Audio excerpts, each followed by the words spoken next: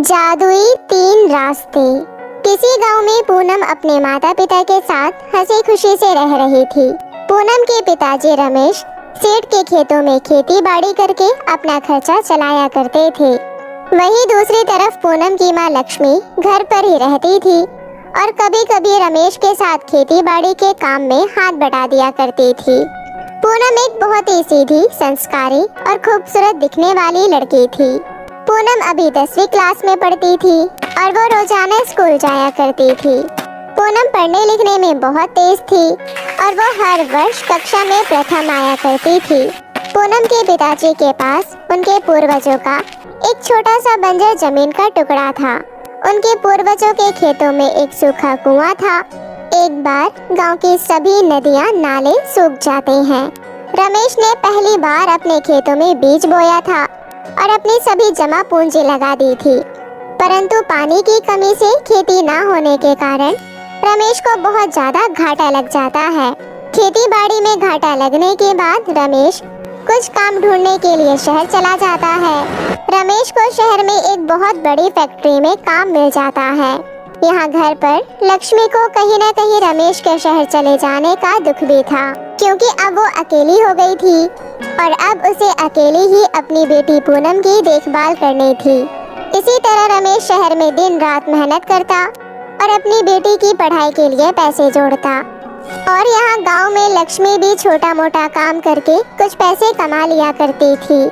इसी तरह सब अच्छा चल रहा था कि तभी एक दिन लक्ष्मी की तबीयत बहुत ज्यादा खराब हो जाती है और डॉक्टर भी उसका इलाज करने से मना कर देते हैं। गांव वाले जब ये खबर फोन पर रमेश को देते हैं तो रमेश जल्दी से गांव आ जाता है। रमेश घर पहुंचकर अपनी पत्नी लक्ष्मी से कहता है, लक्ष्मी, मैं आ गया हूँ। अब तुम जल्दी से ठीक हो जाओगी। मैं तुम्हें शहर के सबसे बड़े अस्पताल में ले जाऊंगा और कुछ ही दिनों में तुम्हें आराम मिल जाएगा। लक्ष्मी, तुम मेरी बातों का कोई जवाब क्यों नहीं दे रही हो? लक्ष्मी, तुम मुझे सुन रही हो ना? लक्ष्मी कुछ नहीं बोलती क्योंकि अब वो इस दुनिया में नहीं रही थी। ये देखकर पूनम और रमेश बहुत दुखी हो जाते हैं और जोर जोर से रोने लगते हैं। थोड़ी देर बाद वो लक्ष्मी का अंतिम संस्कार कर देते हैं। इसी तरह लक्ष्मी के 13वीं पर रमेश के कुछ रिश्तेदार रमेश को दूसरा विवाह करने की सलाह देते हैं। रमेश अपनी छोटी बेटी की चिंता करते हुए और उसे एक माँ का सुख देने के लिए एक कल्याणी नाम की औरत से दूसरा विवाह कर लेता है। कल्याणी असल में एक बहुत ही अत्याचारी और जालिम औरत थी, परंतु वो शुरुआती दिनों में तो पूनम का बहुत ध्यान रखती है और उससे ढेर सारी मीठी मीठी बातें करती है। ये सब देख रमेश को बहुत खुशी होती है, क्योंकि वो हमेशा से ही अपनी बेटी को सुखी देखना चाहता था और अब उसे कल्याणी पर विश्वास हो गया था कि वो अपनी बेटी को कल्याणी के साथ अकेला छोड़ सकता है। सुनो कल्याणी, मुझे तुम्हारी ममता देखकर अपने आंखों पर विश्वास नहीं होता कि तुम सौतेली होने के बाद भी मेरी बेटी का सगी माँ से भी ज्यादा ध्यान रख रही हो। मैंने सोचा कि अब मैं वापस शहर लौट जाऊं और अपने काम पर ध्यान दूं, क्योंकि गांव में तो खेती बाड़ी करके कुछ बचता ही नहीं है। जी, आपने बिल्कुल सही सोचा है। मैं अपनी बेटी पूनम का पूरा ध्यान रखूंगी और उसे कभी किसी चीज की कमी नहीं होने दूंगी। हाँ कल्याणी, मैंने तुमसे केवल इसलिए शादी की है ताकि तुम मेरी बेटी को एक माँ का प्यार दे सको। जी, आप बेफिक्र होकर जाइए। मैं पूनम का पूरा ध्यान रखूंगी और आपको कोई शिकायत का मौका नहीं दूंगी। रमेश कल्याणी के मुंह से ये बातें सुनकर खुश होता है और खुशी खुशी शहर चला जाता है। यहाँ गांव में रमेश के घर से निकलते ही कल्याणी के आव भाव बदल जाते हैं और अब वो पूनम पर अत्याचार करना शुरू कर देती है। सुन पूनम की बच्ची, बहुत दिन हो गए तुझे बैठे बैठे खाते हुए। आज से तुझे मेरी सभी बातें माननी होगी और घर के सभी काम करने होंगे। चल जल्दी उठ और पूरे घर में झाड़ू पोछा कर दे। उसके बाद तुझे शाम का खाना भी बनाना है। माँ, परंतु मुझे ये सब काम नहीं आते। मैंने आज तक झाड़ू पोछा और खाना नहीं बनाया। कोई बात नहीं, आज से शुरू कर दे। अब तुझे रोटी तभी मिलेगी जब तू घर के सभी काम करेगी, समझी? ठीक है माँ, मैं आपकी सभी बातें मानूंगी। इस तरह उस दिन से पूनम झाड़ू पोछा और खाना बनाना शुरू कर देती है। इसी तरह दिन बीत रहे थे और कल्याणी पूनम पर दिन प्रतिदिन अत्याचार बढ़ाती जा रही थी। एक दिन पूनम बेड पर लेटी होती है कि तभी गुस्से में वहाँ कल्याणी आ जाती है। ओ पूनम की बच्ची, सूरज सर पर चढ़ाया है, मुझे बहुत जोरों से भूख लग रही है, मेरा नाश्ता कहाँ है? माँ, वो नाश्ता तो मैंने आज बनाया नहीं है। आज मेरी तबीयत कुछ खराब है, मेरा शरीर तप रहा है और मेरे बदन में थोड़ी कमजोरी भी है। मुझे लग रहा है अगर मैं खड़ी हुई तो मैं गिर जाऊंगी। कृपया थोड़ी देर मुझे आराम करने दीजिए, उसके बाद मैं घर के सभी काम कर दूंगी। मनहूस, तू तो मर ही जाए तो ठीक है, पहले तो अपनी माँ को खा गई। सच क्यों नहीं कहती कि तुझे मुफ्त की रोटी तोड़ने की आदत हो गई है? दिखने में तो भली चंगी लग रही है, मुझे पता है ये सब तेरे काम ना करने के बहाने हैं। माँ, सच में आज मेरी तबीयत बहुत खराब है। चुप कर और घर के कामों में लग जा, नहीं तो मैं तुझे घर से बाहर धक्के मारकर निकाल दूंगी। इसके बाद पूनम जैसे तैसे बीमार हालत में ही कल्याणी के लिए नाश्ता बनाने जाती है। पूनम जैसे तैसे नाश्ता तैयार करके कल्याणी के टेबल पर लगा देती है और वहाँ से किचन में बर्तन धोने के लिए निकल जाती है। पूनम की हालत बहुत खराब थी, इसलिए बर्तन धोते समय गलती से पूनम से एक प्लेट नीचे गिरकर टूट जाती है। ये आवाज सुनकर जब कल्याणी की नींद खुलती है तो वो सीधा किचन में आ जाती है। तभी कल्याणी देखती है कि वहाँ एक टूटी हुई प्लेट पड़ी हुई है, जिसे देखकर कल्याणी का गुस्सा 7वें आसमान पर पहुँच जाता है। ओए पूनम की बच्ची, तूने मेरी ये महंगी कांच की प्लेट तोड़ दी, अभी बताती हूँ तुझे। माँ, ये प्लेट मैंने जानबूझकर नहीं तोड़ी, ये मेरी तबीयत खराब होने की वजह से ये मुझसे गलती से नीचे गिर गई, प्लीज मुझे माफ कर दीजिए। परंतु कल्याणी पूनम की एक भी बात नहीं सुनती और गुस्से में आकर पूनम का चेहरा जलाने की सोचती है। कल्याणी पूनम की तरफ आगे बढ़ रही होती है कि तभी पूनम वहाँ से भाग जाती है। पूनम भागते भागते जंगल की ओर चली जाती है। पूनम अपनी सौतेली माँ कल्याणी से बहुत डरती थी, इसलिए वो पीछे मुड़कर भी नहीं देखती और भागते भागते जंगल के बीचों बीच आ जाती है। तभी पूनम रुककर सामने देखती है कि उसके सामने तो जादुई 3 रास्ते हैं। पूनम को वो जादुई 3 रास्ते कुछ अजीब लगते हैं और वो वहाँ रुककर सोचने लगती है कि अब वो कहाँ जाएगी। तभी जादुई पहला रास्ता बोलती है, पूनम, तुम मेरे ऊपर से चलकर जाओ, इस रास्ते में तुम्हें ढेर सारा सोना चांदी मिलेगा, जिसकी मदद से तुम अपनी आगे की जिंदगी ऐशो आराम से जी सकोगी। नहीं पूनम, तुम मेरे रास्ते से चलकर जाओ, ये जादुई रास्ता झूठ कह रहा है। मेरे रास्ते में तुम्हें ढेर सारी खाने पीने की अच्छी अच्छी चीजें मिलेगी, जिन्हें खाकर तुम तंदुरुस्त हो जाओगी और तुम हमेशा खुश रहोगी। पूनम, तुम इन दोनों की बातों में मत आना, ये सदैव झूठ बोलकर लोगों को फंसाती हैं। मुझे तुम ईमानदार और सच्ची लग रही हो। तुम मेरे तीसरे रास्ते पर आओ, यहाँ से आगे चलकर तुम्हें एक कुटिया मिलेगी, जिसमें बूढ़ी दादी है, जिन्हें मदद की बहुत जरूरत है। अगर तुम उन बूढ़ी दादी के पास गई तो वो तुम्हें ज्ञान की अच्छी अच्छी बातें बताएंगी, जिसकी मदद से तुम अपने आगे का जीवन हंसी खुशी से बिता सकोगी। जादुई तीनों रास्ते की बातें सुनकर पूनम जादुई तीसरे रास्ते पर चलकर जाने का फैसला करती है। इस तरह पूनम चलते चलते उस कुटिया के पास पहुंचती है। पूनम अंदर जाकर देखती है कि वो टूटी फूटी झोपड़ी तो अंदर से बहुत आलीशान और बड़ी है, जिसमें पहनने के लिए सुंदर सुंदर कपड़े, खाने पीने का अच्छा अच्छा सामान और भी बहुत सी चीजें रखी हुई है। ये देखकर पूनम बहुत खुश होती है और मन ही मन उस जादुई तीसरे रास्ते का धन्यवाद देती है। इस तरह उस दिन के बाद पूनम कभी लौटकर घर नहीं जाती और उस जादुई घर में हंसी खुशी से रहने लगती है। तो मेरे प्यारे दोस्तों, कैसी लगी आपको मेरी ये कहानी? मुझे कमेंट करके ज़रूर बताएं और इसे अपने दोस्तों के साथ भी शेयर करें। और हाँ दोस्तों, अगर आपने अब तक मेरे चैनल को सब्सक्राइब नहीं किया है तो जल्दी से नीचे लाल बटन दबाकर अभी कर लें। तो मिलती हूँ आपसे फिर किसी नई कहानी के साथ, तब तक के लिए आप अपना ध्यान रखें। बाय बाय दोस्तों। हरियानगर नाम का एक बहुत ही मशहूर गांव था। वहाँ के सभी लोग काफी धनी और समझदार थे। अगर वहाँ कोई परेशानी आती तो ज्यादा दिनों तक नहीं टिकती थी, क्योंकि वहाँ के सभी लोगों की समझदारी समस्या को खत्म कर देती थी। उसी गांव में एक पवित्रा नाम की लड़की रहती थी। वो अपने परिवार के साथ काफी खुश थी, लेकिन उस पूरे गांव में अगर कोई धनी नहीं था तो वो केवल पवित्रा का ही परिवार था।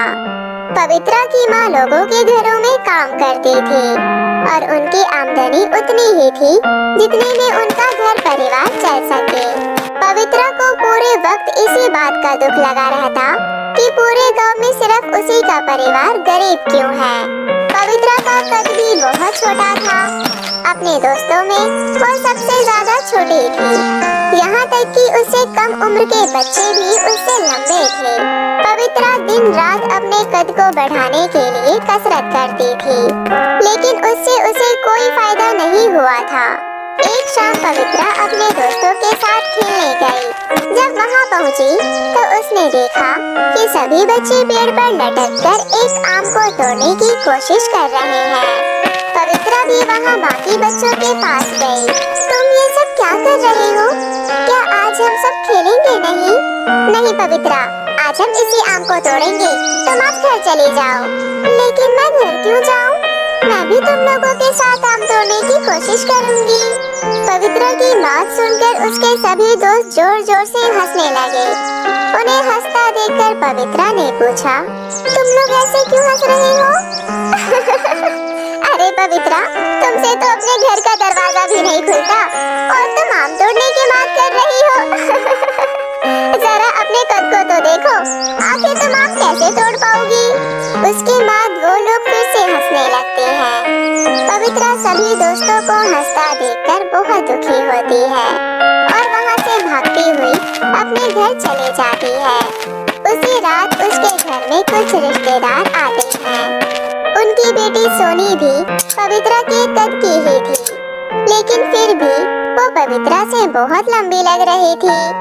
सोनी, तुम्हारी हाइट कम होने के बावजूद तुम इतनी लंबी कैसे लग रही हो? अरे पवित्रा, तुमने मेरी हाई हील्स नहीं देखी क्या?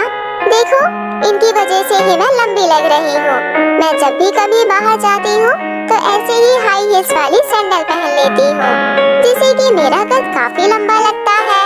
पवित्रा को ये सुझाव बहुत पसंद आता है। रिश्तेदारों के जाते ही पवित्रा अपनी माँ से हाई हील सैंडल की मांग करने लगती है।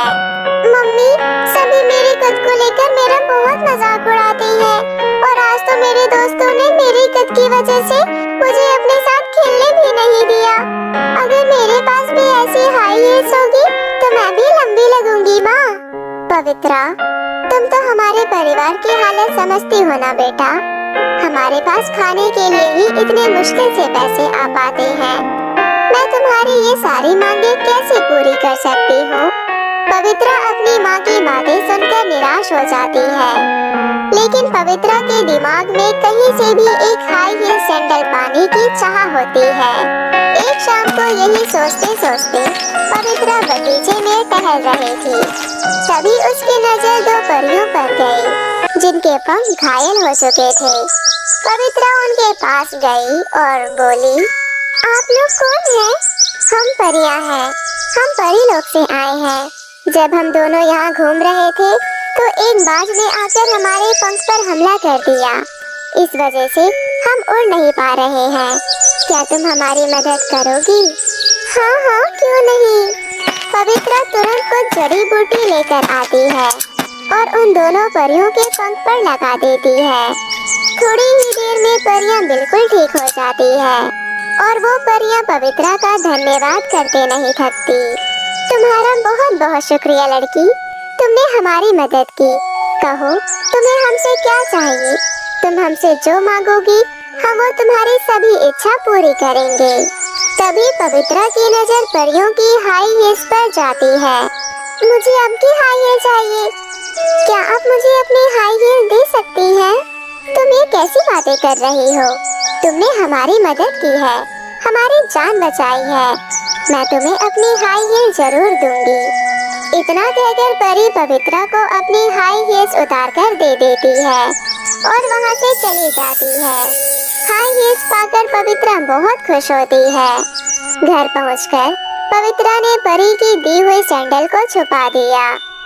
अगले दिन पवित्रा सैंडल को लेकर बाहर गई और अपने दोस्तों के पास जाकर उसने उस हाई हील को पहन लिया और अपने बढ़े हुए कद को दिखाने लगी। देखो दोस्तों, तुम लोग मेरा कितना मजाक बनाते थे ना। अब मेरी हाइट बड़ी हो गई है, अब मैं भी तुम लोगों के साथ आम तोड़ सकती हूँ। सभी दोस्तों को पवित्रा की सैंडल बहुत सुंदर लगी। सभी पवित्रा से उस सैंडल के बारे में पूछे जा रहे थे। पवित्रा उस सैंडल को लेकर अपने घर जाती है। घर जाने के बाद उसे पता चलता है कि माँ की तबीयत बहुत ज्यादा खराब है। वो कहती है, हे भगवान, मेरी माँ को क्या हो गया? आप इन्हें ठीक कर दो। पवित्रा के इतना कहते ही उसकी माँ बिल्कुल ठीक हो जाती है। पवित्रा को ये सब एक जादू की तरह लगता है। वो समझ जाती है कि परी की दी हुई सैंडल जादुई है। पवित्रा सैंडल से कहती है, हाय हील, क्या तुम मेरी गरीबी को दूर कर सकती हो? पवित्रा के इतना कहते ही उसके घर में बहुत सारे पैसे आ जाते हैं और उसका घर भी एक महल में बदल जाता है। पवित्रा इन सब से बहुत खुश होती है। तभी पवित्रा की माँ उससे पूछती है, बेटी, अचानक से इतना सब कुछ कैसे बदल गया? मम्मी, ये सब इस जादुई हाई हील के कारण हुआ है। लेकिन बेटा, तुम्हारे पास ये हाई हील कैसे आई? उसके बाद पवित्रा अपनी माँ को सारी बात बताती है। तुम्हें पता है बेटी, अगर कोई सच्चे दिल से दुआ मांगी जाए तो वो जरूर पूरी होती है। आप सही कह रही हो माँ। तो मेरे प्यारे दोस्तों, कैसी लगी आपको मेरी ये कहानी? मुझे कमेंट करके जरूर बताएं और इसे अपने दोस्तों के साथ भी शेयर करें। और हाँ दोस्तों, अगर आपने अब तक मेरे चैनल को सब्सक्राइब नहीं किया है तो जल्दी से नीचे लाल बटन दबाकर अभी सब्सक्राइब कर लें। तो मिलती हूँ आप सभी से फिर किसी नई कहानी के साथ। तब तक आप अपना ध्यान रखें। बाय बाय दोस्तों।